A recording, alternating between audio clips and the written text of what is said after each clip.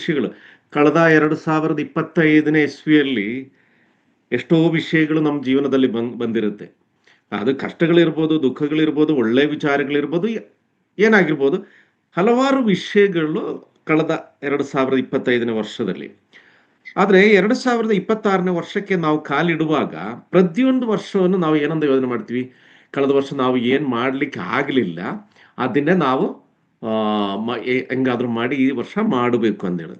ಇದು ಪ್ರಾಪಂಚಿಕವಾಗಿರೋಂಥ ವಿಷಯ ಆದ್ರೆ, ಇಲ್ಲಿ ನಾನು ಹೇಳಲಿಕ್ಕೆ ಇಷ್ಟಪಡಿದ್ರು ಆತ್ಮೀಕವಾಗಿರೋಂಥ ವಿಷಯದಲ್ಲಿ ಒಬ್ಬ ವಿಶ್ವಾಸಿ ರಕ್ಷಣೆ ಹೊಂದಿ ದೀಕ್ಷಾಸ್ನಾನ ತಗೊಂಡು ಆ ಒಬ್ಬ ವಿಶ್ವಾಸಿ ಕ್ರೈಸ್ತನೆಂದು ಕ್ರೈಸ್ತರೆಂದು ಎಣಿಸುವಂತ ವಿಶ್ವಾಸಿಯ ಜೀವನದಲ್ಲಿ ಆತ್ಮೀಯ ವಿಚಾರಗಳಲ್ಲಿ, ನಂಬಿಕೆ ವಿಚಾರಗಳಲ್ಲಿ, ದೇವರ ವಿಶ್ವಾಸದ ವಿಚಾರಗಳಲ್ಲಿ ಏನೇನು ಆಗಬೇಕು, ಕೆಲವೊಂದು ಡಿಸಿಷನ್ಸ್ ಇರ್ಬೋದು, ಕೆಲವೊಂದು ವಿಚಾರಗಳಿರ್ಬೋದು. ಯಾಕೆಂದ್ರೆ ನಮ್ದು ಪ್ರಾಪಂಚಿಕವಾಗಿರೋ ವಿಷಯಗಳಲ್ಲಿ ಈಗ ಮಕ್ಕಳ ಎಜುಕೇಶನ್ ಇರ್ಬೋದು, ಕೆಲಸದ ವಿಷಯ ಇರ್ಬೋದು, ಬಿಸ್ನೆಸ್ ಇರ್ಬೋದು, ಫ್ಯಾಮಿಲಿ ವಿಚಾರಗಳಿರ್ಬೋದು, ಇದೆಲ್ಲವನ್ನು ಎಲ್ಲರೂ ಯೋಜನೆ ಮಾಡ್ತಾರೆ, ಪ್ಲಾನ್ ಮಾಡ್ತಾರೆ. ಆದ್ರೆ ಸಭಾ ವಿಷಯದಲ್ಲಿ, ವಿಶ್ವಾಸಿಯ ಜೀವನದಲ್ಲಿ ಇಲ್ಲ, ಸಭಾ ವಿಶ್ವಾಸಿಗಳ ಮಧ್ಯದಲ್ಲಿ ನನ್ನ ಸ್ಥಾನವೇನು, ಇಲ್ಲಾಂದ್ರೆ ನಮ್ಮ ಸ್ಥಾನವೇನು, ನಾವು ಏನ್ ಮಾಡ್ಬೇಕಾದ್ರೆ ನಮ್ಮಿಂದ ವಿಶ್ವಾಸಿಗಳಿಗೆ ಏನ್ ಬದಲಾವಣೆ ಆಗ, ಆ ಬದಲಾವಣೆ ವಿಶ್ವಾಸಿಗಳ ಮಧ್ಯದಲ್ಲಿ ಆಗಬೇಕು ಅಂತ ಹೇಳಿದ್ರೆ ಫಸ್ಟ್ ಮೊದಲನೇ ಬದಲಾವಣೆ ನಮ್ಮ ಹೃದಯದಲ್ಲಿ, ನಮ್ಮ ಜೀವನದಲ್ಲಿ ಆಗಬೇಕು. ಇಲ್ಲಿ ಫಿಲಿಪಿ ಅವರದ್ದು ಬರೆದ ಪತ್ರಿಕೆ, ಫಿಲಿಪಿ ಅವರಿಗೆ ಬರೆದ ಪತ್ರಿಕೆ 3ನೇ ಅಧ್ಯಾಯ 13ನೇ ವಾಕ್ಯ. ಫಿಲಿಪಿಯನ್ಸ್ 3:13.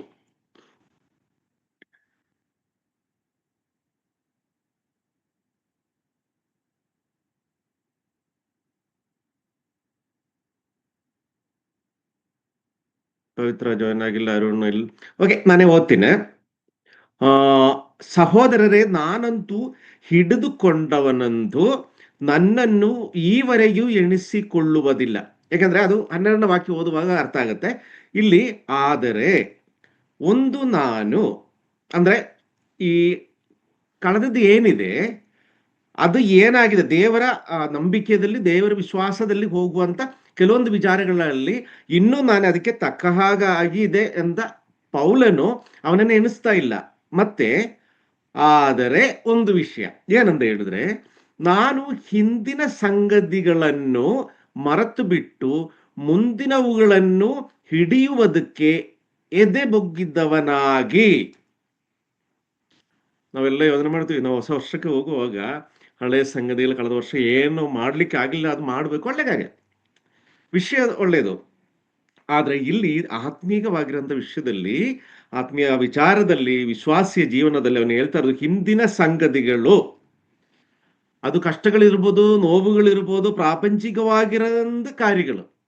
ಯಾಕಂದ್ರೆ ಹಿಂದಿನ ಕಾಲದಲ್ಲಿ ನಮಗೆ ಆತ್ಮೀಯವಾಗಿರೋ ದೇವರ ನಂಬಿಕೆಯಲ್ಲಿ ನಮಗೆ ಆಗಿರೋದ ವಿಷಯಗಳನ್ನು ದೇವರಿಗೆ ಸ್ತೋತ್ರ ಸಲ್ಲಿಸಿ, 31ನೇ ತಾರೀಕಿಗೆ ರಾತ್ರಿನೋ 1ನೇ ತಾರೀಕಿಗೆ ಬೆಳಗ್ಗೆನೋ ಇದೇ ವಿಷಯಗಳಲ್ಲಿ ದೇವರಿಗೆ ಸ್ತುತಿ ಸ್ತೋತ್ರಗಳನ್ನು ಸಲ್ಲಿಸಿ ನಾವು ಮುಂದಿನ ವರ್ಷಕ್ಕೆ ಕಾಲಿಡುವಾಗ ಇಲ್ಲಿ ತನಕ ನಮಗೆ ಸಿಕ್ಕಿರೋದ್ರಿಂದ ಎಲ್ಲಾ ಮಹಾ ಉಪಕಾರಗಳಿಗೇನು ದೇವರಿಗೆ ಸ್ತುತಿ ಸ್ತೋತ್ರಗಳನ್ನು ಹೇಳುವಂತವರಾಗಿ. ಇಲ್ಲಿ ನೋಡಿ ಪೌಲನ್ ಏನು ಹೇಳ್ತಾ ಇರೋದಂತ ಹೇಳಿದ್ರೆ, ಹಿಂದಿನ ಸಂಗತಿಗಳನ್ನು ಮರೆತು ಬಿಟ್ಟು.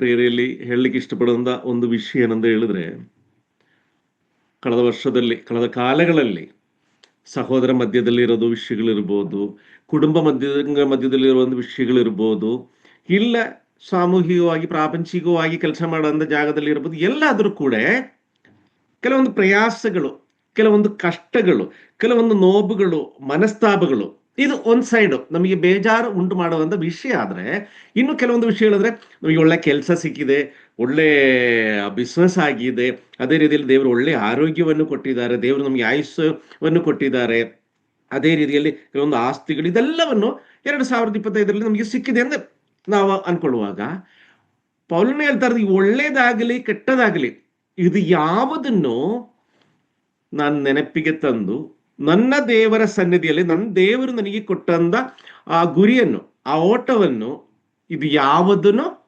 ಅಡ್ಡಿಯಾಗಬಾರದು ಅಂದ ವಿಚಾರದಲ್ಲಿನೇ ಹೇಳ್ತಾ ಇರೋದು. ನಾನು ಹಿಂದಿನದು ಯಾವುದನ್ನು ಹೇಳ್ಕೊಂಡ್ ಬರ್ತಾ ಇಲ್ಲ. ನಮ್ಮ ಕಣ್ಮುಂದೆನೆ ನಾವು ಎಷ್ಟೋ ಜನನ ನೋಡಿರ್ಬೋದು. ನಾವು ಕಷ್ಟದಲ್ಲಿರುವಾಗ, ನೋವಲ್ಲಿರುವಾಗ, ಆಸ್ತಿ ವಿಷಯಗಳಲ್ಲಿ ನಾವು ಕೊರತೆಗಳಿರುವಾಗ, ದೇವರಲ್ಲಿ ತುಂಬ ಭಯಭಕ್ತಿಯಿಂದ ನಾವಿರ್ತೀವಿ. ಆದ್ರೆ ದೇವರು ಇಡೀ ವರ್ಷವನ್ನು ನಮ್ಮನ್ನ ಕಾದು ಕಾಪಾಡಿ, ನಮಗೆ ಒಂದು ಒಳ್ಳೆ ಸ್ಟೇಜಿಗೆ ತಂದಿರುವ ಸಂದರ್ಭದಲ್ಲಿ ಏನಾಗುತ್ತೆ ಅಂತ ಹೇಳಿದ್ರೆ, ದೇವರಿಂದ, ವಿಶ್ವಾಸದಿಂದ, ಸಭೆಯಿಂದ ನಾವು ದೂರ ಹೋಗುವಂತವ್ರು. ಅಂದ್ರೆ ನಮಗೆ ಟೈಮ್ ಇಲ್ಲ. ಎಷ್ಟೋ ಜನಗಳು ನಾನು ನೋಡಿದ್ದೇನೆ. ಈ ಗಾಡಿಗಳೆಲ್ಲ ಮುಂಚೆ ಬೈಕ್ ಇರುವಾಗ, ಇಲ್ಲಾಂದ್ರೆ ನಾವು ಆಟೋದಲ್ಲಿ ಬರುವಾಗೆಲ್ಲ ಕರೆಕ್ಟ್ ಟೈಮಲ್ಲಿ ಚರ್ಚ್‌ಗೆ ಬರ್ತೀವಿ. ಅದೇ ಹೊಸದಾಗಿ ನಮಗೆ ದೇವರು ಸಹಾಯ ಮಾಡಿ, ಈ ವಾಹನವನ್ನು ಕೊಟ್ಟಾದ್ಮೇಲೆ ಏನಾಗುತ್ತೆ ಅಂತ ಹೇಳಿದ್ರೆ, ನಾವು ಸಭೆ ಬರೋದು ಸಮಯ ಇದೆಯಲ್ಲ, ಹೊರಟ್ರೆ ಆಯ್ತು. ಇಲ್ಲಾದ್ರೆ ಅದಕ್ಕಿಂತ ಮುಂಚೆ ಅಂತ ಹೇಳಿದ್ರೆ, ನಾವು ಹೋಗ್ಬೇಕು, ಮಳೆ ಇರುತ್ತೋ ಏನಿರುತ್ತೋ ಗೊತ್ತಿಲ್ಲ, ಇಲ್ಲಾಂದ್ರೆ ಆಟೋ ಸಿಗಲ್ಲ, ಇದೆಲ್ಲ ಹೇಳಿ ನಾನು ಬೇಗನೆ ಹೊರಡ್ತೀವಿ. ಇಷ್ಟು ವಿಶ್ವಾಸಿಗಳ ಜೀವನದಲ್ಲಿ, ಅಕ್ರೈಸ್ತವರ ವಿಷಯ ನನಗೆ ಹೇಳ್ತಾ ಇಲ್ಲ, ಬೇರೆಯವ್ರದ್ದು ವಿಷಯ ಹೇಳ್ತಾ ಇಲ್ಲ, ದೀಕ್ಷಾಸ್ನಾನ ತಗೊಳ್ಳೋದಲ್ಲೇ ಇರೋರ್ದು ವಿಷಯ ನನಗೆ ಹೇಳ್ತಾ ಇಲ್ಲ, ರಕ್ಷಣೆ ಹೊಂದದಲ್ಲೇ ಇರೋರ್ದು ವಿಷಯ ಹೇಳ್ತಾ ಇಲ್ಲ. ಇದೆಲ್ಲ ಆಗಿರುವಂಥ ವಿಶ್ವಾಸಿಗಳು ವಿಶ್ವಾಸದಿಂದ, ಇಲ್ಲಾಂದ್ರೆ ದೇವರ ಕಾರ್ಯದಿಂದ ಸ್ವಲ್ಪ ಹಿಂಜಾರಿ ಹೋಗೋದಂತ ವಿಷಯ. ಅದಕ್ಕೆ ಇಲ್ಲಿ ಹೇಳ್ತಾ ಇರೋದು, ಪೌಲನು ಹೇಳಿದ ಈ ವಿಷಯ ನಾನು ಇಲ್ಲಿ ಏನಕ್ಕೆ ಹೇಳ್ತಾರೆ ಅಂತ ಹೇಳಿದ್ರೆ, ಕಳೆದ ವರ್ಷ ದೇವರು ನಮಗೆ ಕೊಟ್ಟಂತ ಒಳ್ಳೆ ವಿಷಯ ಆಗಲಿ, ಪ್ರಯಾಸಗಳಾಗಲಿ, ಕಷ್ಟಗಳಾಗಲಿ, ರೋಗಗಳಾಗಲಿ, ಅದೆಲ್ಲ ನಾನು ಮರ್ತು ಬಿಡ್ತೀನಿ. ಯಾಕೆಂದ್ರೆ ಈ ಮುಂದಿನ ವರ್ಷ ದೇವರಲ್ಲಿ ನನಗೆ ಏನಾಗಬೇಕು ಅದೇ ನೋಡೋಣ. ಅದೇ ವಿಷಯದಲ್ಲಿ ಲೂಕನ ಬರೆದ ಸುವಾರ್ತೆ 9ನೇ ಅಧ್ಯಾಯ 62ನೇ ವಾಕ್ಯ. ಲೂಕನ ಸುವಾರ್ತ 9:62. ಯೇಸು ಅವನಿಗೆ ಹೇಳಿ. ಯೇಸು ಅವನಿಗೆ, ಯಾವನಾದರೂ ನೇಗಿಲಿನ ಮೇಲೆ ತನ್ನ ಕೈಯನ್ನು ಹಾಕಿ ಹಿಂದಕ್ಕೆ ನೋಡಿದರೆ ಅವನು ದೇವರ ರಾಜ್ಯಕ್ಕೆ ತಕ್ಕವನಲ್ಲವೆಂಬುದು ಹೇಳಿದನು. Thank you. ಇಲ್ಲಿ ನೋಡಿ, ಒಂದು ವಿಷಯ ಹೇಳ್ತಾರೆ, ಒಂದು ಹಿಂಡ್. ಆಕ್ಚುಲಿ ಸಭಾವಿಶ್ವಾಸಿನೇ, ರಕ್ಷಣೆ ಹೊಂದಿದ ವ್ಯಕ್ತಿ ಎಲ್ಲ ಸರಿನೇ, ದೇವರಿಂದ ಅನುಗ್ರಹವನ್ನು, ಸಹಾಯವನ್ನು, ಆ ಕೃಪೆಯನ್ನು, ಕರುಣೆಯನ್ನು ಅನುಭವಿಸಿ, ಆ ಐಶ್ವರ್ಯದಲ್ಲಿ, ಆ ಆಸ್ತಿಯಲ್ಲಿ, ಇಲ್ಲಾಂದ್ರೆ ಆ ಒಂದು ಒಳ್ಳೆ ಕಾರ್ಯಗಳಲ್ಲಿ ದೇವರು ಈ ಪ್ರಾಪಂಚಿಕವಾಗಿ ಭೂಮಿಯಲ್ಲಿರುವ ನಮ್ಮನ್ನೇ ಕೈ ಹಿಡಿದು ಮೇಲೆ ಎತ್ತುವಾಗ ನಮಗೆ ಏನಾಗುತ್ತೆ ಹೇಳಿ? ಇಲ್ಲಿ ತನಕ ನಮ್ಮನ್ನ ಕರ್ಕೊಂಡ್ಬಂದಿರೋ ದೇವರನ್ನ ನಾವು ಮರೆತು ಬಿಟ್ಟು, ಇಲ್ಲಾಂದ್ರೆ ಮರೆತು ಬಿಟ್ಟು ಅಂತ ಹೇಳಲಿಕ್ಕೆ ಆಗಲ್ಲ, ನೆನಪಿದೆ, ಎಲ್ಲಾ ವಿಷಯ ನೆನಪಿದೆ, ಆದ್ರೆ ದೇವರ ಕಾರ್ಯಗಳಿಂದ ದೂರ ಇರುವಂತ ಒಂದು ವಿಷಯ ಇಲ್ಲಿ. ಅದಕ್ಕೆ ಹೇಳ್ತಾ ಇರೋದು ಇಲ್ಲಿ ಏನಂದ, ಯೇಸುವಿನಿಗೆ ಅವನಾದ್ರೂ ನೇಗಿಲಿನ ಮೇಲೆ ತನ್ನ ಕೈಯನ್ನು ಹಾಕಿ ಹಿಂದಕ್ಕೆ ನೋಡಿದ್ರೆ, ಅಂದ್ರೆ ಈ ಪೌಲನು ಹೇಳ್ತಾ ಇರೋದು ಏನಂತ ಹೇಳಿ, ಈ ವಾಕ್ಯದ ಆಧಾರ ಪ್ರಕಾರ ಹೇಳ್ತಾರೆ, ನಾನು ಹಿಂದಕ್ಕೆ ನೋಡಲ್ಲ. ಯಾವ ಕಾರಣದಲ್ಲಿ? ನನ್ನ ಆತ್ಮೀಯ ವಿಷಯದಲ್ಲಿ, ನನ್ನ ದೇವರ ವಿಷಯದಲ್ಲಿ ನಾನು ಯಾವತ್ತೂ ತಿರುಗಿ ನೋಡಲ್ಲ. ನನ್ನ ಪ್ರಯಾಸಗಳಾಗಲಿ, ದೇವರು ನನ್ನ ಜೀವನದಲ್ಲಿ ಮಾಡೋದು ಒಳ್ಳೆ ಕಾರ್ಯಗಳಲ್ಲಿ, ದೇವರನ್ನ ಆರಾಧನೆ ಮಾಡುವಂಥ ವಿಷಯದಲ್ಲಿ ಆಗಲಿ, ದೇವರ ಎಲ್ಲಾ ವಿಷಯದಲ್ಲಿನೂ ಇದು ಯಾವತ್ತೂ ನನಗೆ ಅಡ್ಡಿ ಆಗದಂತೆ ನೋಡ್ಕೊಳ್ಳಿಕ್ಕೋಸ್ಕರ ನಾನು ಏನ್ ಮಾಡ್ತೀನಿ? ನಾನು ಹಿಂದೆ ನೋಡಲ್ಲ. ಮತ್ತೆ ಇನ್ನೇನ್ ಮಾಡ್ತೀನಿ? ಮರೆತು ಬಿಟ್ಟು ಮುಂದಿನವುಗಳನ್ನು ಹಿಡಿಯುವುದಕ್ಕೆ ಎದೆಬಗೆ ಅಂದ್ರೆ ತುಂಬಾ ಪ್ರಯಾಸ ಪಟ್ಟು, ಅಂದ್ರೆ ಪರಿಶ್ರಮವುಳ್ಳ ವ್ಯಕ್ತಿಯಾಗಿ ನಾನು ಇರ್ತೀನಿ ಅಂತ ಪೌಲನು ಹೇಳ್ತಾ ಇರೋದು. ಅಂದ್ರೆ ಹಿಂದಿನ ಕಾಲಕ್ಕೆ, ಹಿಂದಿನ ಕಾರ್ಯಗಳಿಗೆ, ಆ ಪಾಪಗಳಿಗೆ, ರೋಗಗಳಿಗೆ, ಆ ನಮ್ಮ ಸ್ವಭಾವ ಹೊಸದಾಗಿ ನೂತನ ಸೃಷ್ಟಿ ಅಂತ ನಾವು ಹೇಳ್ತೀವಿ. ಹೊಸ ವರ್ಷ ಅಂತ ಹೇಳುವಾಗಲೂ ದೇವರ ಮುಂದೆ ನಾವು ಇನ್ನು ಹೊಸದೊಂದು ತೀರ್ಮಾನಗಳನ್ನ ತಗೊಂಡು, ಡಿಸಿಷನ್ ತಗೊಂಡು ನಾವು ಏನ್ ಮಾಡಬೇಕು? ದೇವರ ಆ ಕಾರ್ಯಗಳಿಗೆ ಏನೇನು ಹೊಸದಾಗಿ ಬಂದಿರೋದು ಅದರಲ್ಲಿ ಬರುತ್ತೆ. ಕಳೆದ ವರ್ಷ ನಾವು ಯಾರ್ಯಾರ ಜೊತೆ ಜಗಳ ಮಾಡಿರ್ತೀನಿ, ನ್ಯೂ ಇಯರ್ ದಿವಸ ಏನ್ ಮಾಡ್ತೀನಿ, ಬ್ರದರ್ ಸಿಸ್ಟರ್ಸ್ ಹೆಮ್ಸಿ ನಾವು ಈ ರೀತಿಯಲ್ಲಿ ನನ್ನಿಂದ ಸ್ವಲ್ಪ ಮನಸ್ತಾಪ ಎಲ್ಲ ಆಯ್ತಲ್ಲ ಅಂತ ನಾವೆಲ್ಲರಿಗೂ ಹೇಳಿ ಖುಷಿಪಟ್ಟು ಹೊಸ ವರ್ಷದ ಶುಭಾಶಯಗಳನ್ನು ಹೇಳುವಂತ ವ್ಯಕ್ತಿಗಳಾಗಿರುತ್ತೆ. ಅದರ ಪ್ರಿಯರೇ, ಇಡೀ 2026ನೇ ಇಸ್ವಿಯಲ್ಲಿ ದೇವರು ಆಯುಸ್ಸು ಆರೋಗ್ಯ ಕೊಟ್ಟು ಈ ಜಾನ್ವರಿಯಿಂದ ಡಿಸೆಂಬರ್ ತನಕ ಇದೇ ಡಿಸಿಷನಲ್ಲಿ, ಇದೇ ಸ್ವಭಾವದಲ್ಲಿ, ಇದೇ ಪ್ರೀತಿಯಲ್ಲಿ ಎಷ್ಟು ಜನಕ್ಕೆ ಇರಲಿಕ್ಕೆ ಆಗುತ್ತೆ? ಅದೇ ಪ್ರೀತಿಯಲ್ಲಿ ಇಲ್ಲಿ ನೋಡಿ, ಅದೇ ಫಿಲಿಪ್ಪಿಯವರಿಗೆ ಬರೆದ ಪತ್ರಿಕೆ 3ನೇ ಅಧ್ಯಾಯ 8 ಮತ್ತೆ 9ನೇ ವಾಕ್ಯ ಒಂಚೂರು ಓದ್ಕೊಳ್ಳೋಣ.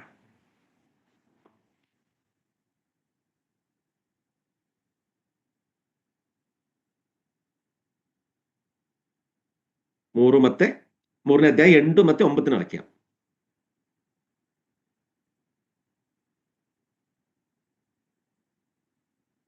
ನಾನೇ ಓದ್ತೀನಿ. ಇಷ್ಟೇ ಅಲ್ಲದೆ 8ನೇ ವಾಕ್ಯದಲ್ಲಿ ಇಷ್ಟೇ ಅಲ್ಲದೆ ನನ್ನ ಕರ್ತನಾದ ಕ್ರಿಸ್ತ ಯೇಸುವನ್ನರಿಯುವುದೇ ಅತಿಶ್ರೇಷ್ಠವಾದೆಂದು ತಿಳಿದು ನಾನು ಎಲ್ಲವನ್ನು ನಷ್ಟವೆಂದೆಣಿಸುತ್ತೇನೆ. ಪೌಲನ ಆ ಒಂದು ಮಾನಸಿಕವಾಗಿರೋ ಆ ಒಂದು ಚಿಂತೆ ಅವಸ್ಥೆ ನೀವು ಯೋಚನೆ ಮಾಡಿ, ಆ ಸಿಚುವೇಶನು ಇಷ್ಟೇ ಅಲ್ಲದೆ ಯಾವುದು ಈ ಹಿಂದೆ ಹಿಡಿಯುವಂತ ಹಿಂದೆ ಇರೋದೆಲ್ಲ ನನ್ನ ಮರೆತ ಬಿಟ್ಟು ಮುಂದೆ ಏನು ನನಗೆ ದೇವರಿಂದ ನನಗೆ ಏನ್ ಸಿಗ್ತಾ ಇರದೆ ಅದು ಪಡ್ಕೊಳ್ಳಿಕ್ಕೋಸ್ಕರ ನನ್ನ ಪ್ರಯಾಸ ಪಡ್ತೀನಿ. ಇಷ್ಟೇ ಅಲ್ಲದೆ ನನ್ನ ಕರ್ತನಾದ ಕ್ರಿಸ್ತ ಯೇಸುವನ್ನರಿಯುವುದೇ. ಪ್ರೇರ ನಮಗೆಲ್ಲರಿಗೇನೋ ಒಂದು ಪ್ರಶ್ನೆ ಹೇಳಿದ್ರೆ ಕರ್ತನಾದ ಯೇಸು ಕ್ರಿಸ್ತನು ಯಾರು ಅಂತ ಹೇಳಿದ್ರೆ ನಾವೆಲ್ಲ ಹೇಳ್ತೀವಿ, ಹೌದು ನಮ್ಮ ರಕ್ಷಕನು, ನಮ್ಮ ಸ್ವಂತ ರಕ್ಷಕನು ಏನೇನು ಮಾಡಿದೆ ಜೀವನದಲ್ಲಿ ಕಾರ್ಯಗಳೆಲ್ಲ ಮಾಡಿದ ಎಲ್ಲ ವಿಷಯನೂ ನಮ್ಮ ಬಾಯಲ್ಲಿ ಬರುತ್ತೆ. ಆದ್ರೆ ಈ ವಿಷಯಗಳೆಲ್ಲ ನಮ್ಮ ಮನಸ್ಸಲ್ಲಿ, ನಮ್ಮ ಆಲೋಚನೆಗಳಲ್ಲಿ ಇರುವಾಗಲೂ, ಇದೆಲ್ಲ ದೇವರ ವಾಕ್ಯದಲ್ಲಿ ಇರುವಾಗಲೂ ಅದೇ ಪ್ರಕಾರ ನಡೆಯಲಿಕ್ಕೆ, ನಮ್ಮ ಜೀವನದಲ್ಲಿ ಅದೇ ಪ್ರಕಾರ ಜೀವಿಸಲಿಕ್ಕೆ ದೇವರ ಚಿತ್ತವೇನು ಅಂತ ಅರಿತು, ಸಭಾ ವಿಷಯದಲ್ಲಿ ಆಗಲಿ, ಕುಟುಂಬ ವಿಚಾರದಲ್ಲಿ, ಬಾಕಿರೋದೆಲ್ಲ ವಿಷಯದಲ್ಲಿ ನಾವು ತುಂಬಾ ಚೆನ್ನಾಗಿ ಮಾಡ್ತೀವಿ, ಅದು ಬೇರೆ ವಿಷಯ. ಬಟ್ ಸಭಾ ವಿಷಯದಲ್ಲಿ ನನ್ನ ಚಿತ್ತವೇನು ಅಂದ್ರೆ ತಂದೆಯಾದ ದೇವರ ಚಿತ್ತವೇನು, ಆಸ್ ಪರ್ ದ ಬೈಬಲ್, ದೇವರ ವಾಕ್ಯ ಪ್ರಕಾರ ಅದರಲ್ಲಿ ಏನು ಹೇಳ್ತಾ ಇದೆ ಅಂತ ತಿಳಿದವರಾಗಿ ಈ ಹೊಸ ವರ್ಷದಲ್ಲಿ ಎಷ್ಟು ಜನ ಕಾಲಿಟ್ಟಿದ್ರ? ನಮಗೆ ಎಷ್ಟೋ ವಿಚಾರಗಳಿರುತ್ತೆ, ಎಷ್ಟೋ ಕಾರ್ಯಗಳಿರುತ್ತೆ. ನಮ್ಮ ಪರ್ಸನಲ್ ಆಗಿರೋದು ಯಾವ ವಿಷಯಕ್ಕೇನೋ ನಾವು ಯಾವ ರೀತಿಯಲ್ಲಿನೋ ಮೌನವಾಗಿರಲ್ಲ, ನಾವು ಆಕ್ಟಿವ್ ಆಗಿರ್ತೀವಿ. ಆದರೆ ಸಭಾ ವಿಷಯ ಬರುವಾಗ, ವಿಶ್ವಾಸ ಜೀವನ ವಿಷಯ ಬರುವಾಗ, ಸಭಾ ವಿಶ್ವಾಸಿಗಳ ಆ ವಿಶ್ವಾಸವನ್ನು ಹೆಚ್ಚಾಗಲಿಕ್ಕೆ ಇರುವಂತ ಪ್ರಯತ್ನವಂತ ಹೇಳಿದ್ರೆ ಮೌನವಾಗಿ. ಇಲ್ಲಿ ನೋಡಿ, ಇಷ್ಟೇ ಅಲ್ಲದ್ರೆ ಕ್ರಿಸ್ತನಾದ ಯೇಸುವನ್ನು ಅರಿಯುವುದೇ ಅಂದ್ರೆ, ಕರ್ತನಾದ ಯೇಸು ಕ್ರಿಸ್ತನನ್ನೇ ಅರಿಯುವುದೇ ಅಂತ ಹೇಳಿದ್ರೆ, ಕರ್ತನಾದ ಯೇಸು ಕ್ರಿಸ್ತನ ಜನನ, ಮರಣ, ಪುನರುದ್ಧಾನ ಇದು ಎಲ್ಲ ನಮಗೆ ಬೈಹಾಟ್ ಆಗಿರೋ ವಿಷಯ. ಆದ್ರೆ ನನ್ನ ಜೀವನ ನಾನು ಮಾಡುವಂತ ಕಾರ್ಯಗಳಲ್ಲಿ ಕರ್ತನಾದ ಯೇಸು ಕ್ರಿಸ್ತನ ಜನನ ಯಾವ ರೀತಿಯಲ್ಲಿ ಇತ್ತು, ಕರ್ತನಾದ ಯೇಸು ಕ್ರಿಸ್ತನ ಈ ಬಡವರಾಗಿ ಗೋದಲೆಯಲ್ಲಿ ಹುಟ್ಟಿರೋದಂತ ಸಿಚುವೇಶನ್, ಆ ಒಂದು ಸಿಚುವೇಶನ್, ಆ ಬಡವರಾಗಿರುವಂತ ಆ ಮಾನಸ ಎಲ್ಲವರನ್ನು ಒಂದೇ ರೀತಿಯಲ್ಲಿ ನೋಡುವಂತ ಒಂದು ಕಣ್ಣು, ಅದು ಯಾವುದು ಆತ್ಮೀಯವಾಗಿರೋಂಥ ಕಣ್ಣು ನಮ್ಮಲ್ಲಿ ಇದೆಯಾ? ಇದು ಮೊದಲನೇದಾಗಿದ್ದು. ಇನ್ನೊಂದು ಆ ಅರಿಯುವುದಂತ ಹೇಳುವಾಗ ಎರಡನೇದು ಕರ್ತನಾದ ಯೇಸು ಕ್ರಿಸ್ತನ ಮರಣ. ಕರ್ತನಾದ ಯೇಸು ಕ್ರಿಸ್ತನ ಮರಣ ಅಂತ ಹೇಳುವಾಗ ಆ ಕರ್ತನಾದ ಯೇಸು ಕ್ರಿಸ್ತನ ಈ ಸುವಾರ್ತೆಯನ್ನು ಹೇಳಿ ಈ ಪ್ರಪಂಚದಲ್ಲಿ ಪಾಪಿಗಳಾಗಿರುವ ನಮ್ಮನ್ನೇ ಕಾಪಾಡ್ಲಿಕ್ಕೋಸ್ಕರ ಮಾಡುವಾಗ ಅನುಭವಿಸಿದಂತ ಮರಣ ಸಾಧಾರಣ ಮರಣವಲ್ಲ. ಅದು ನಮ್ಮ ಜೀವನದಲ್ಲಿ ಕಷ್ಟಗಳು, ದುಃಖಗಳು ಇದೇ ರೀತಿಯಲ್ಲಿ ಬರುವಾಗ ಆ ಶಿಲುಬೆಯಲ್ಲಿ ನೋಡಿ, ಅದಕ್ಕೆ ಹೇಳ್ತಾ ಅದು ಕರ್ತನಾದ ಯೇಸು ಕ್ರಿಸ್ತನ ಮರಣವನ್ನು, ಕರ್ತನಾದ ಯೇಸು ಕ್ರಿಸ್ತನ ಅರಿವು ಅಂತ ಹೇಳಿದ್ರೆ ಜನನ, ಮರಣ, ಮತ್ತೆ ಮೂರನೇದು ಪುನರುದ್ಧಾನ ಅಂತ ಹೇಳುವಾಗ ಕರ್ತನಾದ ಯೇಸು ಕ್ರಿಸ್ತನು ತಂದೆಯಾದ ದೇವರ ಚಿತ್ತವನ್ನು ಅರಿತು ಅದು ಈ ಪ್ರಾಪಂಚಿಕವಾಗಿ ಈ ಪಾಪಿಗಳಾಗಿರೋರಿಗೋಸ್ಕರ ತನ್ನ ಜೀವವನ್ನು ಕೊಟ್ಟು ಅದರಿಂದ ಈ ಪ್ರಾಪಂಚಿಕವಾಗಿರೋದು ಎಲ್ಲದರಿಂದನೂ ಸೈತಾನನ ವಿಷಯದಿಂದನೂ ಎಲ್ಲದಿಂದನೂ ಮೇಲೆ ಬಂದು ನಮಗೆಲ್ಲ ರಕ್ಷಣೆ ಎಂದ ವಿಷಯ, ಆ ವಿಚಾರವನ್ನು ಕೊಡ್ಲಿಕ್ಕೋಸ್ಕರ ಪ್ರೇರ ಹಂಗಿರುವಾಗ ಕರ್ತನಾದ ಯೇಸು ಕ್ರಿಸ್ತನ ಅರಿಯೋದು ಅಂತ ಹೇಳುವಾಗ ಸಾಧಾರಣ ವಿಷಯವಲ್ಲ. ನಾವು ಯೋಚನೆ ಮಾಡಿದ್ರೆ ಕರ್ತನಾದ ಯೇಸು ಕ್ರಿಸ್ತನು ನಮಗೋಸ್ಕರ ಇಷ್ಟೆಲ್ಲ ಮಾಡಿದೆ. ಆದ್ರೆ ಸಭೆಯಲ್ಲಿ ವಿಶ್ವಾಸವನ್ನು ಬೆಳೆಯಲಿಕ್ಕೋಸ್ಕರ, ನಂಬಿಕೆಯನ್ನು ಬೆಳೆಯಲಿಕ್ಕೋಸ್ಕರ, ವಿಶ್ವಾಸಿಗಳು ಅತಿ ಹೆಚ್ಚಾಗಿ ಬರ್ಲಿಕ್ಕೋಸ್ಕರ ನಂದು ಇಲ್ಲಾದ್ರೆ ನಮ್ದು ಏನ್ ಪ್ರಯತ್ನ ಇದೆ, ಯಾವ ರೀತಿಯಲ್ಲಿ ನಮ್ಮ ಪ್ರಯತ್ನ ಇದೆ, ಇದೇನೆ ಹೇಳೋದು ಕರ್ತನಾದ ಯೇಸು ಕ್ರಿಸ್ತನನ್ನೇ ಅರಿಯೋದಂತ ಹೇಳುವಾಗ ಪೌಲನು ಹೇಳ್ತಾರೆ ಒಂದು ವಿಷಯ. ಅದು ಇನ್ನೊಂದು ಏನಂದೇಳಿ, ಅದು ಅರಿಯೋದಂತ ಹೇಳಿದ್ರೆ ಅತಿ ಶ್ರೇಷ್ಠವಾಗಿರೋ ವಿಷಯ. ಆ ಶ್ರೇಷ್ಠದ ನಮ್ಮಲ್ಲಿ ಬರಬೇಕು ಅಂತ ಹೇಳಿದ್ರೆ ಈ ಕರ್ತನಾದ ಯೇಸು ಕ್ರಿಸ್ತನಲ್ಲಿರುವಂತ ಮನೋಭಾವ, ಪ್ರೀತಿ, ಸಮಾಧಾನ, ಸಂತೋಷವನ್ನು ನಮ್ಮಲ್ಲಿ ಇರಬೇಕು. ಅದಕ್ಕೆ ಹೇಳ್ತದೆ ಹೊಸ ವರ್ಷದಲ್ಲಿ ನಾವು ಹಿಡಿಬೇಕಾಗಿರೋದು ಏನು ಹೇಳಿ, ಈ ಕರ್ತನಾದ ಯೇಸು ಕ್ರಿಸ್ತನಲ್ಲಿ ಇರುವಂತ ಸಂತೋಷ, ಸಮಾಧಾನ, ಪ್ರೀತಿಯನ್ನು, ಕರ್ತನಾದ ಯೇಸು ಕ್ರಿಸ್ತನ ನಮಗೆ ಕೊಟ್ಟಂತ ಪ್ರೀತಿ, ಶಿಷ್ಯರಿಗೆ ಕೊಟ್ಟಂತ ಪ್ರೀತಿ, ಈ ಲೋಕಕ್ಕೆ ಕೊಟ್ಟಂತ ಪ್ರೀತಿ, ಅದನ್ನು ನಮ್ಮಲ್ಲಿ ಕಾಣಿಸ್ಕೊಬೇಕು. ಕಳೆದ ವರ್ಷ ಎಷ್ಟು ಜನದಲ್ಲಿ ಆ ರೀತಿಯಲ್ಲಿ ಕಾಣಿಸಿದ್ವಿ ಗೊತ್ತಿಲ್ಲ. ಎಷ್ಟೋ ಸೇರಿ ನಮ್ಮಲ್ಲಿ ಪ್ರೀತಿ ಇದನ್ನು ಕೂಡ ತೋರಿಸ್ಲಿಕ್ಕೆ ಆಗಲಿಲ್ಲ. ಎಷ್ಟೋ ಸೇರಿ ನಮಗೆ ಆ ರೀತಿಯಲ್ಲಿ ನಮ್ಮ ಇದೇ ಭಾವನೆಗಳಿದ್ದನ್ನು ಕೂಡ ಎಷ್ಟೋ ಸೇರಿ ನಾವು ಜಗಳ ಮಾಡಿದ್ವಿ, ಎಷ್ಟೋ ಸೇರಿ ಬೇರೆ ಬೇರೆ ವಿಷಯಗಳು ಮಾತಾಡಿದ್ವಿ, ಎಷ್ಟೋ ಸೇರಿ ಬೇರೆಯವ್ರ ಬಗ್ಗೆ ಚಾಡಿ ಹೇಳಿದ್ವಿ, ಎಷ್ಟೋ ಸೇರಿ ಬೇರೆಯವ್ರದ್ದು ತಪ್ಪುಗಳನ್ನು ಹುಡುಕಿದ್ವಿ. ಇದು ಕರ್ತನಾದ ಯೇಸು ಕ್ರಿಸ್ತನ್ನೇ ಅರಿತವರದು ಲಕ್ಷಣವೇ ಅಲ್ಲ. ಸೊ ನಮ್ದು ಅಲ್ಲಿ ಹೊಸ ವರ್ಷಕ್ಕೆ ನಾವು ಹೋಗುವಾಗ ಈ 2026 ಡಿಸೆಂಬರ್ ತನಕ ಅಂತ ಹೇಳುವಾಗ ದೇವರ ಆಯುಸ್ಸು ಆರೋಗ್ಯ ಎಲ್ಲಿ ತನಕ ಕೊಡ್ತಾರೋ ಒಂದೊಂದು ದಿನವನ್ನು ಕರ್ತನಾದ ಯೇಸು ಕ್ರಿಸ್ತನ ಅರಿತವರಾಗಿ ಎಲ್ಲಾ ರೀತಿಯಲ್ಲೇನೋ ಆ ಕಷ್ಟಗಳಲ್ಲಿ, ನೋವುಗಳಲ್ಲಿ, ಜನನ ಮರಣ ಪುನರುದ್ಧಾನದಲ್ಲಿ ಇನ್ನೊಂದು 3ನೇ ವಿಷಯ ಇದೆ ನಾವು ಕಾಯ್ತಾ ಇರೋದು. ಇಲ್ಲಿ ನೋಡಿ, ಆತನ ನಿಮಿತ್ತ ನಾನು ಎಲ್ಲವನ್ನು ಕಳ್ಕೊಂಡು ಅದನ್ನು ಕಸವನ್ನು ಎಣಿಸಿದ್ದೀನಿ. ಅಂದ್ರೆ ಈ ಪ್ರಾಪಂಚಿಕವಾಗಿ ಪೌಲನ ಜೀವನದಲ್ಲಿ ಏನೇನು ಶ್ರೇಷ್ಠಗಳಾಗಿದೆ, ಏನೇನು ಕೆಲಸಗಳಾಗಿದೆ, ಎಲ್ಲೆಲ್ಲೋ ಒಳ್ಳೊಳ್ಳೆ ಕೆಲಸಗಳಾಗಿದೆ, ಎಲ್ಲೆಲ್ಲೋ ರೋಗಶಾಂತಿ ಆಗಿದೆ, ಎಲ್ಲೆಲ್ಲೋ ಇದೆಲ್ಲದನ್ನು, ಅದೇ ರೀತಿಯಲ್ಲಿ ಕಷ್ಟಗಳು, ನೋವುಗಳು, ಇದೆಲ್ಲ ಯಾವುದನ್ನು, ಇದೆಲ್ಲ ನನ್ನ ಗುರಿ ಅಂತ ಹೇಳ್ತಾರೆ. ನನ್ನ ಗುರಿ ಅಂತ ಹೇಳ್ತಾ ಇರೋದು ಕರ್ತನಾದ ಯೇಸು ಕ್ರಿಸ್ತನು ಇನ್ನೂ ಹೆಚ್ಚಾಗಿ, ಯಾಕಂದ್ರೆ ಮನುಷ್ಯನಾಗಿರುವ ನನ್ನಲ್ಲಿ ಆ ವಿಚಾರಗಳೆಲ್ಲವೂ ಇದೆ, ನಾನು ಇನ್ನೂ ಹೆಚ್ಚಾಗಿ ಅದನ್ನ ತಿಳಿಯುವಂತವರಾಗಿ ನಾವು ಇರಬೇಕು ಅಂತ ಹೇಳ್ತಾರೆ. ಅದರಲ್ಲಿ ನೋಡಿ, ಇದರಲ್ಲಿ ಶ್ರೇಷ್ಠವಾಗಿರೋ ಕ್ರೈಸ್ತರ ಜೀವನದಲ್ಲಿ, ವಿಶ್ವಾಸ ಜೀವನದಲ್ಲಿ ಅತಿ ಶ್ರೇಷ್ಠವಾಗಿರೋದು ವಿಷಯ ಏನಂತ ಹೇಳಿದ್ರೆ ನೋಡಿ, ಈ ಕ್ರಿಸ್ತನನ್ನ, ನಮ್ಮ ಕರ್ತನಾದ ಯೇಸು ಕ್ರಿಸ್ತನ ನಿಜವಾಗಲು ನಾವು ಅರಿತವರಾಗಿ, ಅಲ್ಲ ಅರಿಯುವುದು, ಅದು ತಿಳ್ಕೊಳ್ಳುವುದು, ಇದು ನಮಗೆ ಎಲ್ಲದಕ್ಕಿಂತ ಹೆಚ್ಚಾಗಿರೋದು ವಿಷಯ. ಅದೇ 3ನೇ ಅಧ್ಯಾಯ 13ನೇ ವಾಕ್ಯದಲ್ಲಿ ನೋಡಿದಾಗೆ, ನಾವು ಮೊದಲನೇ ಓದಿರೋದಲ್ಲಿ 13ನೇ ವಾಕ್ಯ ನೋಡಿದಾಗೆ, ಮುಂದಿನವಳನ್ನು ಹಿಡಿಯುವುದಕ್ಕಿರೋದು ಪರಿಶ್ರಮ, ಪ್ರಯಾಸ. ಅದೇ ಫಿಲಿಪಿಯವರಿಗೆ ಬರೆದ ಪತ್ರಿಕೆ 3ನೇ ಅಧ್ಯಾಯ 10ನೇ ವಾಕ್ಯದಲ್ಲಿ ಆತನನ್ನು ಅಂತ ಹೇಳುವಾಗ ನಾನು ಆಗಲೇ ಹೇಳಿದ ವಿಷಯ, ರಾದ ಯೇಸು ಕ್ರಿಸ್ತನನ್ನು, ಆತನ ಪುನರುದ್ಧಾನದಲ್ಲಿರುವ ಶಕ್ತಿಯನ್ನು, ಆತನ ಬಾಧೆಗಳಲ್ಲಿ ಪಾಲುಗಾರರಾಗಿರುವ ಪದವಿಯನ್ನು ತಿಳ್ಕೊಂಡು 3 ವಿಷಯಲ್ಲಿ ಬರ್ತಾ ಇದೆ. ಒಂದು, ಆತನನ್ನು ಅರಿಯೋದು. 2ನೇದು, ಆತನ ಪುನರುದ್ಧಾನದಲ್ಲಿರುವ ಶಕ್ತಿಯನ್ನು ಅರಿಯೋದು. ಆತನ ಬಾಧೆಗಳಲ್ಲಿ, ಆ ಶಿಲುಬೆ ಹೋಗೋದಕ್ಕಿಂತ ಮುಂಚೆ, ಅದಕ್ಕಿಂತ ಮುಂಚೆ ಎಲ್ಲ ಅನುಭವಿಸಿರುವಂತಹ ಬಾಧೆಗಳು, ನೋವುಗಳು, ಕಷ್ಟಗಳು ಎಲ್ಲವನ್ನು ಏನಾಗಬೇಕು, ಅದರಲ್ಲಿ ಆ ಬಾಧೆಗಳಲ್ಲಿನೂ ಪಾಲುಗಾರನಾಗಿರುವ ಪದವಿಯನ್ನು, ಅದೆಲ್ಲ ಪಾಲುಗಾರ ಆಗುವಾಗ ನಮಗೆ ಒಂದು ಪದವಿ ಸಿಕ್ಕುತ್ತೆ. ಅದಲ್ಲದೆ ಆತನ ಮರಣದ ವಿಷಯದಲ್ಲಿ ಆತನಿಗೆ ಅನುರೂಪನಾಗಬೇಕೆಂಬುದೇ.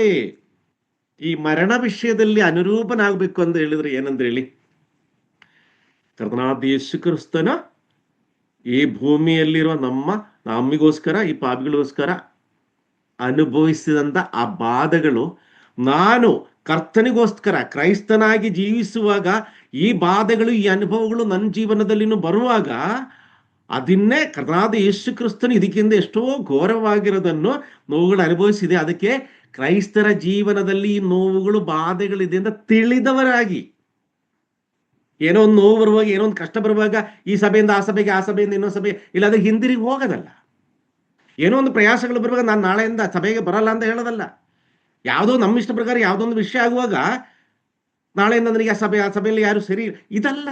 ಕರ್ತನಾದ ಯೇಸು ಕ್ರಿಸ್ತನ ಆ ಬಾಧೆಗಳ, ಮರಣ ವಿಷಯದಲ್ಲಿ ಆತನಿಗೆ ಅನುರೂಪನ ಆಗಬೇಕು ಅಂತ ಹೇಳಿದ್ರೆ, ಆ ಏನೇನು ನೋವುಗಳಾಗಿರೋ ನಮ್ಮ ನಂಬಿಕೆ ಏನಿದೆ, ದೇವರ ವಾಕ್ಯದಲ್ಲಿ ನಮಗೆ ದೇವರು ಕೊಟ್ಟಂತ ವಾಕ್ಯದಲ್ಲಿ ಏನ್ ನಂಬಿಕೆ ಇದೆ, ಆ ನಂಬಿಕೆಯನ್ನು, ಆ ನಿರೀಕ್ಷೆಯನ್ನು ಗಟ್ಟಿಯಾಗಿ ಹಿಡ್ಕೊಂಡು, ಅದು ನಾನು ಯಾವಾಗ ಆ ರೀತಿಯಲ್ಲಿ ಆ ಸ್ಟೇಜಿಗೆ ಬರುತ್ತೋ ಅಂತ ಯಾರಿಗೆ, ಪೌಲನಿಗೆ ಕುತೂಹಲವಾಗಿದೆ.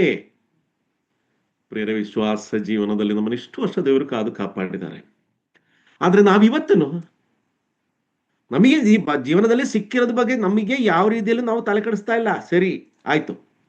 ಆದರೆ ಈ ಕುತೂಹಲವನ್ನು ನಮ್ಮ ಜೀವನದಲ್ಲಿ ಯಾವ ಬೇಕಾದ್ರೂ ಈ ಕಷ್ಟ ನೋವುಗಳು ಬರ್ಬೋದು, ಅದೇ ರೀತಿಯಲ್ಲಿ ಆತನ ಪುನರುದ್ಧಾನದಲ್ಲಿರುವ ಶಕ್ತಿ, ಅದನ್ನು ನಾವು ಪಡ್ಕೊಬೇಕು.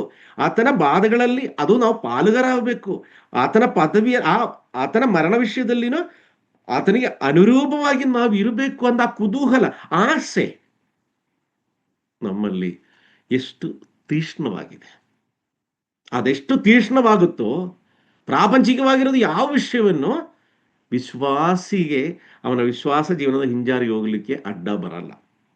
ಇಲ್ಲಿ ನೋಡಿ, 4 ವಿಷಯ ನಾನು ಹೇಳಿದ್ರೆ, 4 ವಿಷಯದಲ್ಲಿ ಒಂದು ಆತನನ್ನು ಅರಿಯೋದು, 2ನೇದು ಪುನರುದ್ಧಾನದ ಶಕ್ತಿ, ಈ ಪುನರುದ್ಧಾನ ಶಕ್ತಿ ಅಂತ ಹೇಳುವಾಗ ಏನು ಹೇಳಿ, ಮುಖ್ಯವಾಗಿ ಹೇಳೋದಂತ ಹೇಳಿದ್ರೆ ಪುನರುದ್ಧಾನ ಶಕ್ತಿ ಅಂತ ಹೇಳುವ, ನಾವೆಲ್ಲ ದೀಕ್ಷಾಸ್ನಾನ ತಗೊಳ್ಳುವಾಗ ಏನಂತ ಹೇಳ್ತೀವಿ, ದೀಕ್ಷಾಸ್ನಾನ ತಗೊಳ್ಳುವ ಅಂತ ಹೇಳಿದ್ರೆ ಪಿತಾಪುತ್ರ ಪವಿತ್ರಾತ್ಮ ಆ ವಿಷಯದಲ್ಲಿ ನಾವೇನು ಮಾಡ್ತೀವಿ, ಮುಳುಗಿ ದೀಕ್ಷಾಸ್ನಾನ ಹೇಳುವಾಗ ಏನು ಹೇಳಿ, ಆ ನೀರಲ್ಲಿ ಮುಳುಗಿ ಎದ್ದು ಬರುವಂತ ಆ ಒಂದು ವಿಷಯ ಅಂತ ಹೇಳಿದ್ರೆ ಮರಣ ಪುನರುದ್ಧಾನ, ಮುಖ್ಯವಾಗಿ ಎದ್ದು ಬರುವಂತ ಹೇಳಿದ್ರೆ ಪುನರುದ್ಧಾನ, ನೂತನ ಸೃಷ್ಟಿ ಆಯ್ತು. ಆ ಪುನರುದ್ಧಾನದ ಶಕ್ತಿ ಅಂತ ಹೇಳಿ ಇದು ಆಕ್ಚುಲಿ ಸುವಾರ್ತೆ ಅಂತ ಹೇಳ್ತಾ ಇರೋದು ಈ ಪುನರುದ್ಧಾನದ ಶಕ್ತಿ. ಕರ್ತನಾದ ಯೇಸು ಕ್ರಿಸ್ತನ ಪುನರುದ್ಧಾನವಾಗಿಲ್ಲ ಆದ್ರೆ ಈ ಶಿಷ್ಯರು ಯಾರು ಹೊರಗಡೆ ಬರ್ತಾ ಇರಲಿಲ್ಲ, ಯಾರು ಶಕ್ತಿ ಹೊಂದುತ್ತಾ ಇರಲಿಲ್ಲ, ಯಾರಿಗೇನು ಪವಿತ್ರಾತ್ಮನ ಶಕ್ತಿ ಸಿಗ್ತಾ ಇರಲಿಲ್ಲ. ಈ ಪಾಪಿಗಳಾಗಿ ನಮ್ಮ ಪಾಪಗಳನ್ನು ಹಂಗೆ ಉಳ್ಕೊಳ್ತಾ ಇತ್ತು, ಎಲ್ಲರೂ ನಿತ್ಯ ನರಕಕ್ಕೆ ಹೋಗುವಂತ ಅವಸ್ಥೆ ಇತ್ತು. ಆದ್ರೆ ಸುವಾರ್ತೆಯ ಶಕ್ತಿ ಅಂತ ಹೇಳುವಾಗ ಕರ್ತನಾದ ಯೇಸು ಕ್ರಿಸ್ತನ ಪುನರುದ್ಧಾನ, ಮರಣವನ್ನು ಜಯಿಸಿದಂತ ಯೇಸು ಕ್ರಿಸ್ತನು, ಅದೇ ರೀತಿಯಾಗಿ ಈ ಬಾಧಗಳಲ್ಲಿ 3ನೇ ವಿಷಯ, ಬಾಧಗಳಲ್ಲಿ 4ನೇ ವಿಷಯ ಆತನ ಮರಣದ ವಿಷಯದಲ್ಲಿನು ಸತ್ಯವಿಶ್ವಾಸಿಯ ಜೀವನದಲ್ಲಿ, ಕ್ರೈಸ್ತರ ಜೀವನದಲ್ಲಿ ನಮಗೆಲ್ಲ ಒಂದು ನಿರೀಕ್ಷೆ ಇದೆ. ಏನು ಹೇಳಿ, ನಾನು ಆಗಲೇ ಹೇಳಿದ ಹಾಗೆ ಕರ್ತನಾದ ಯೇಸು ಕ್ರಿಸ್ತನು ನಮಿಗೋಸ್ಕರ ಮತ್ತೊಮ್ಮೆ ಕರ್ಕೊಂಡೋಗಲಿಕ್ಕೆ, ಆ ಕರ್ಕೊಂಡು ಹೋಗಲಿಕ್ಕೆ ಬರುವಾಗ ನಾವು ಹೇಗಿರ್ಬೇಕು ಹೇಳಿ, ಈ ವಿಷಯಗಳಲ್ಲಿ, ಈ ಹೇಳಿದಂತ 4 ವಿಷಯಗಳಲ್ಲಿ ಕರ್ತನಾದ ಯೇಸು ಕ್ರಿಸ್ತನ ಅರಿತು ಆ ಪುನರುದ್ಧಾರದ ಶಕ್ತಿಯನ್ನು ತಿಳಿದವರಾಗಿ, ಆ ಬಾಧದಲ್ಲಿ ಪಾಲುಗಾರನಾಗಿ, ಮರಣ ವಿಷಯದಲ್ಲಿ ಅನುರೂಪವಾಗಿ ಇರುವಂತ ವ್ಯಕ್ತಿಗಳಷ್ಟೇ ಕರ್ತನಾದ ಯೇಸು ಕ್ರಿಸ್ತನ ಜೊತೆ ನಾನು ಹೋಗ್ತೀನಿ, ಆ ನಿತ್ಯ ಜೀವವನ್ನು, ಆ ಪರಲೋಕ ನಾನು ಹೋಗ್ತೀನಂತ ಯಾರಿಗೆ ದೃಢ ನಂಬಿಕೆ ಇದ್ರೆ ಸಾಕಾಗಲ್ಲ. ಈ 4 ವಿಷಯ ಸೇರಿ ಬಂದ ಒಬ್ಬ ವಿಶ್ವಾಸಿಯಲ್ಲಿರೋದ ದೃಢ ನಂಬಿಕೆ ಅವರಿಗೆ ಮಾತ್ರ. ಎಷ್ಟು ವರ್ಷ ಆಗಿದನ್ನು ಕೂಡ ಪ್ರತಿಯೊಂದು ವರ್ಷನೂ ನ್ಯೂ ಇಯರ್ ಬರುತ್ತೆ, ಪ್ರತಿಯೊಂದು ವರ್ಷನೂ ನಾವೆಲ್ಲ ಆಚರಣೆ ಮಾಡ್ತೀವಿ, ಸ್ತೋತ್ರ ಮಾಡ್ತೀವಿ, ಎಲ್ಲ ಸರಿ. ಆದ್ರೆ ಕಳೆದ ವರ್ಷ ಮಾಡಿದಂತ ಅದೇ ಮನೋಭಾವದಲ್ಲಿ, ಕಳೆದ ವರ್ಷ ಮಾಡಿದಂತ ಅದೇ ಆಲೋಚನೆಗಳಲ್ಲಿ, ಕಳೆದ ವರ್ಷ ಮಾಡಿದಂತ ಅದೇ ಜಗಳದಲ್ಲಿ, ಕಳೆದ ವರ್ಷ ಮಾಡಿದಂತ ಆ ಮನೋಚಿಂತನೆಗಳಲ್ಲಿ, ಹೃದಯದಲ್ಲಿ ಆಗುವಂತ ಆಲೋಚನೆಗಳಿದೆಯಲ್ಲ ಇನ್ನೊಬ್ಬ ಸಹೋದರನ ಬಗ್ಗೆ, ಸಹೋದರಿಯ ಬಗ್ಗೆ, ಅದು ಈ ವರ್ಷವೂ ಅದೇ ರೀತಿಯಲ್ಲಿ ಮುಂದೆ ಹೋಗೋದಾದ್ರೆ ಖಂಡಿತವಾಗ್ಲೂ ಹೇಳ್ತೀನಲ್ಲ, ಆ 2ನೇ ಯೇಸು ಕ್ರಿಸ್ತರು ಬಂದಿರೋದು ನಿರೀಕ್ಷೆ ಇಟ್ಕೊಂಡು ಏನು ಪ್ರಯೋಜನ ಇರಲ್ಲ. ಯಾಕಂದ್ರೆ ಕರ್ತನಾದ ಯೇಸು ಕ್ರಿಸ್ತನು ಬರೋದು ಗೊತ್ತಾಗಲ್ಲ, ಕರ್ಕೊಂಡು ಹೋಗೋದು ಗೊತ್ತಾಗಲ್ಲ ಇಂಥವರಿಗೆ. ಯಾಕಂದ್ರೆ ಅವ್ರ ಕೊನೆಗೆ ನಿತ್ಯ ನರಗಾತ್ನಿಗೆ ಹೋಗುವಾಗ ಮಾತ್ರ ವಿಷಯ ಗೊತ್ತಾಗುತ್ತೆ.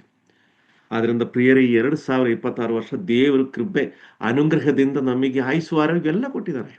ಅದು ಏನಕ್ಕೆ ಹೇಳಿ, ಈ ವರ್ಷವಾದ್ರೂ ನನ್ನ ಮಗನು ಅವರಲ್ಲಿರುವಂತ ಆ ವಿಷಯವನ್ನು, ದೇವರ ವಾಕ್ಯದಲ್ಲಿ ಇರುವ ವಿಷಯವನ್ನು ತಿಳಿದವರಾಗಿ, ಅವರಲ್ಲಿ ಇರುವಂತ ಕಸಗಳನ್ನು, ಏನಂದ ಸಿಕ್ಕಿರೋದ ಬಿರುದುಗಳಾಗಲಿ, ಆಸ್ತಿಗಳಾಗಲಿ, ಇಲ್ಲಿರೋ ಯಾವ ವಿಷಯ ಅದನ್ನು ಕೂಡ ಪೌಲನು ಏನಂತ ಹೇಳೋದು, ಕಸಗಳಂದು.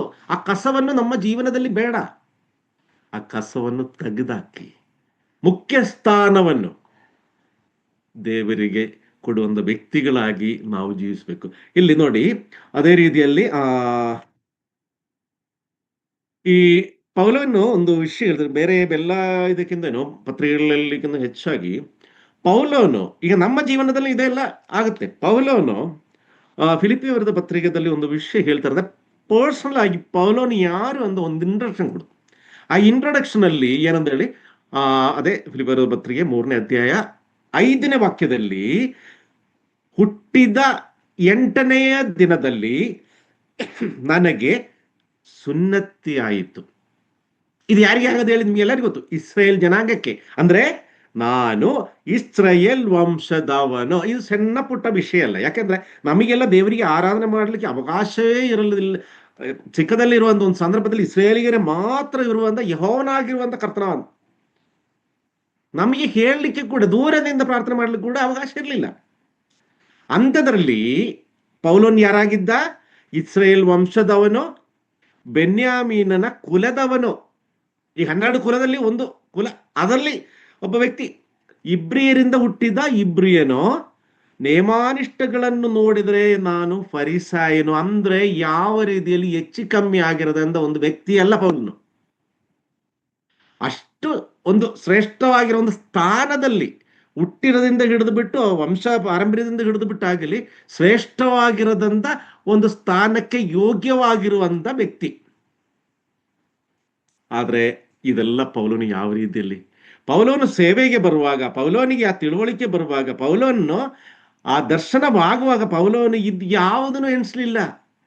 ಇದೆಲ್ಲ ಪ್ರಾಪಂಚಿಕವಾಗಿರೋದಂತ ಈ ಭೂಮಿಯಲ್ಲಿ ಬದುಕಿರುವಾಗ ಮಾತ್ರ ಸಿಕ್ಕು ಬಂದ ವಿಚಾರಗಳು. ಪ್ರಿಯರೇ, ನಮ್ಮ ಜೀವನದಲ್ಲಿ ಇದೇ ಥರ ಇದೆ.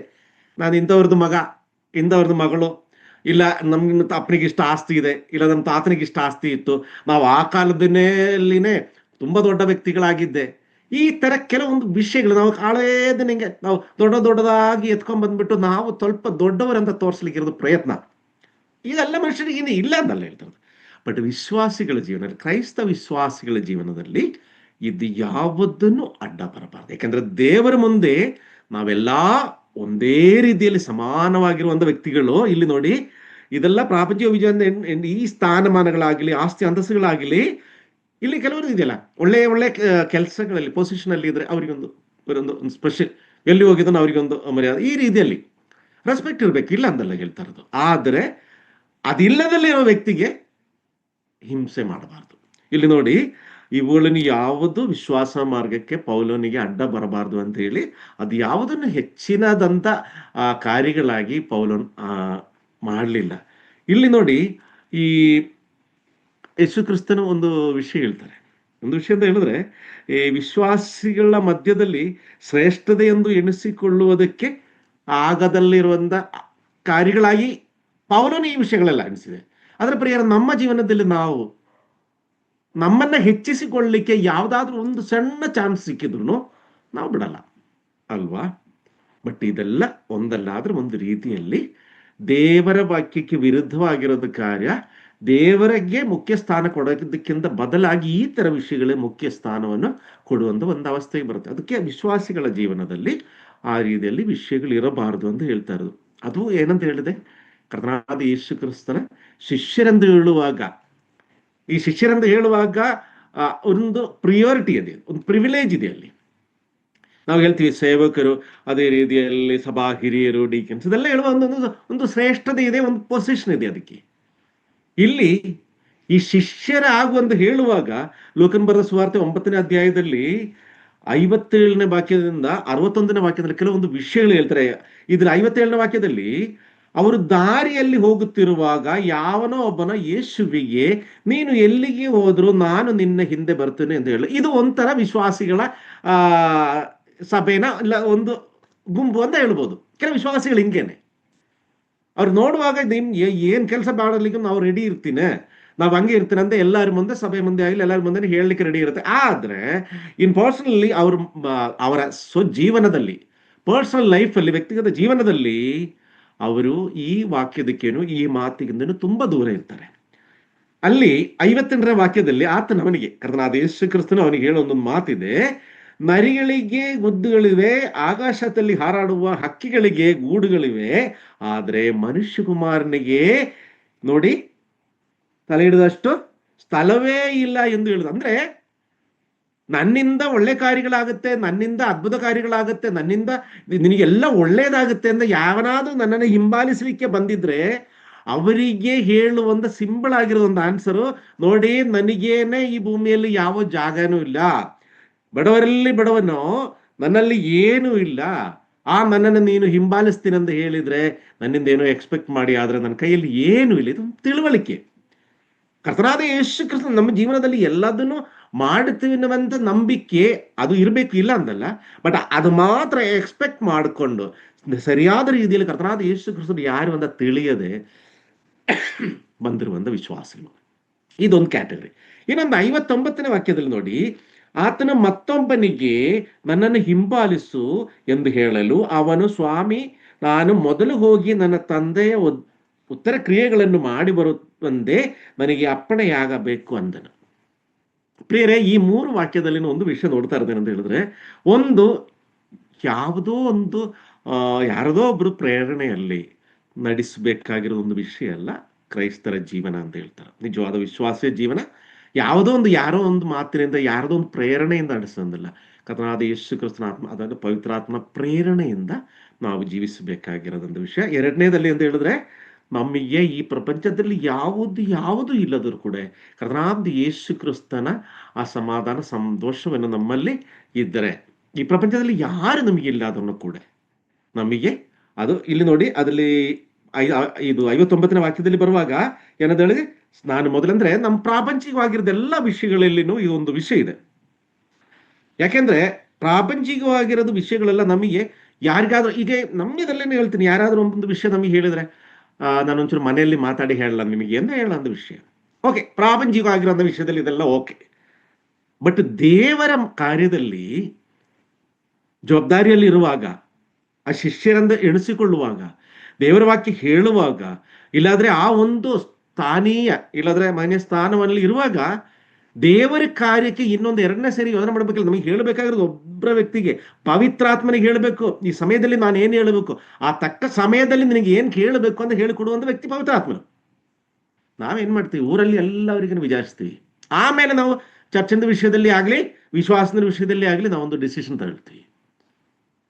ನಮ್ಮೊಳಗೆ ನಾವೇ ಯೋಜನೆ ಮಾಡಬೇಕಾಗಿರೋ ವಿಷಯ. ಈ 2026 25 ಈ 5ನೇ ವರ್ಷ ಆಯಿತು, ಸುಮಾರು ವರ್ಷಗಳು, ಎಷ್ಟೋ ವರ್ಷಗಳಲ್ಲಿ ನಮ್ಮ ಸಭೆಗಳಲ್ಲಿ ನಮ್ಮ ವಿಶ್ವಾಸಗಳಲ್ಲಿ ನಾವು ಇರ್ತೀನಿ.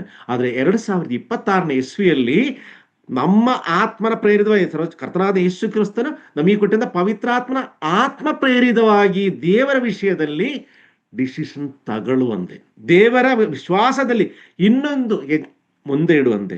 ನೋಡಿ, ಇಲ್ಲಿ 59ನೇ ವಾಕ್ಯದ ಹೇಳಿದ ಉತ್ತರವಾಗಿ ನೋಡಿ, ಆದರೆ 60ನೇ ವಾಕ್ಯದಲ್ಲಿ, ಆದರೆ ಆತನು ಅವನಿಗೆ ಸತ್ತವರೇ ತಮ್ಮವರಲ್ಲಿ ಸತ್ತು ಹೋದವರ ಉದ್ಧಾರ ಕ್ರಿಯೆಗಳನ್ನು ಮಾಡಲಿ, ನೀನಂದು ಹೋಗಿ ದೇವರ ರಾಜ್ಯವನ್ನು ಪ್ರಸಿದ್ಧಿಪಡಿಸು ಎಂದು ಹೇಳಿದನು. ಶ್ರೇಷ್ಠವಾಗಿರೋ ಒಂದು ವಾಕ್ಯ ಇದು.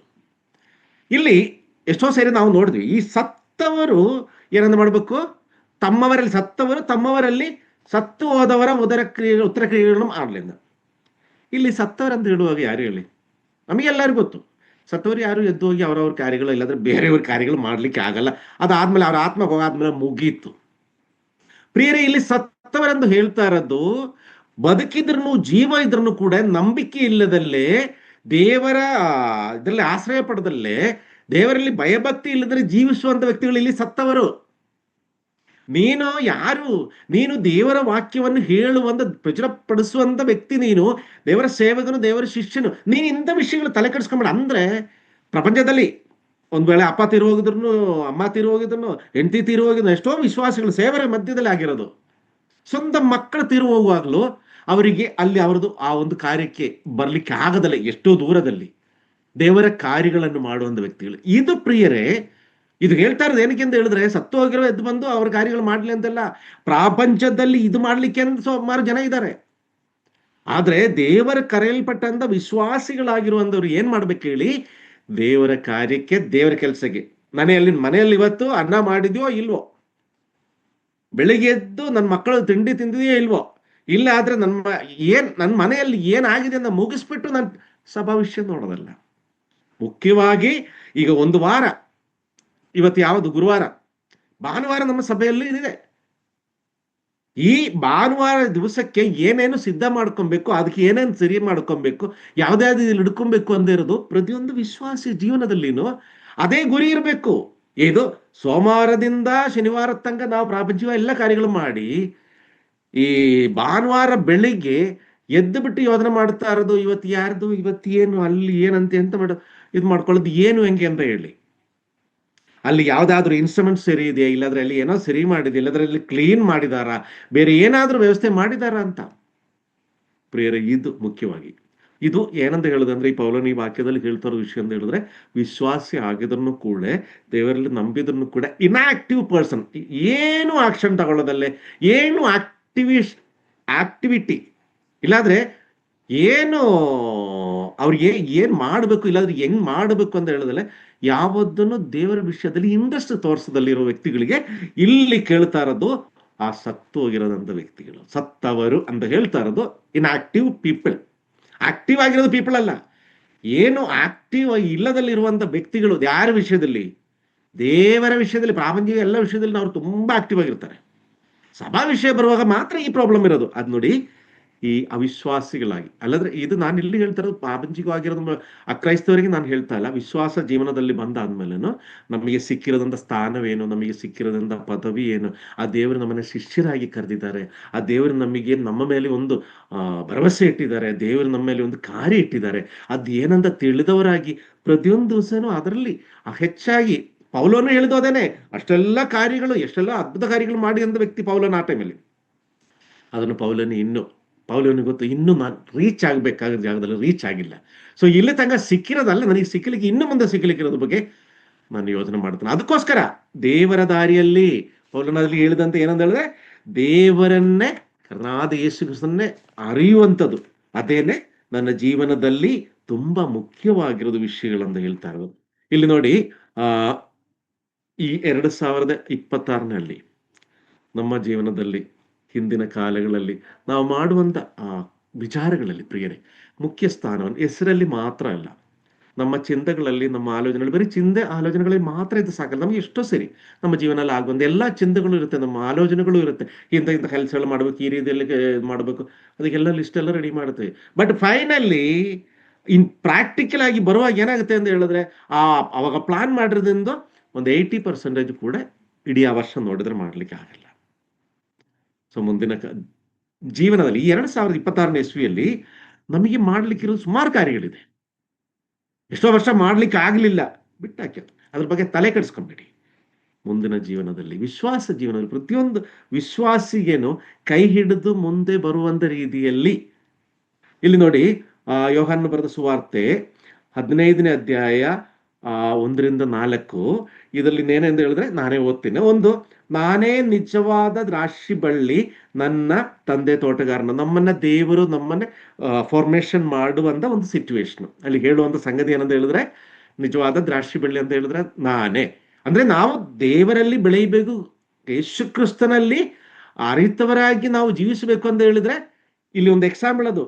ನಾನೇ ನಿಜವಾದ ದ್ರಾಕ್ಷಿ ಬಳ್ಳಿ, ನಾನೇ, ನನ್ನ ತಂದೆ ಅಂದ್ರೆ ತಂದೆಯಾದ ದೇವರು ಎಲ್ಲವನ್ನು ನಮಗೆ ಸಿದ್ಧ ಮಾಡಿ ರೆಡಿ ಮಾಡಿ ಕೊಟ್ಟಿದ್ದಾರೆ.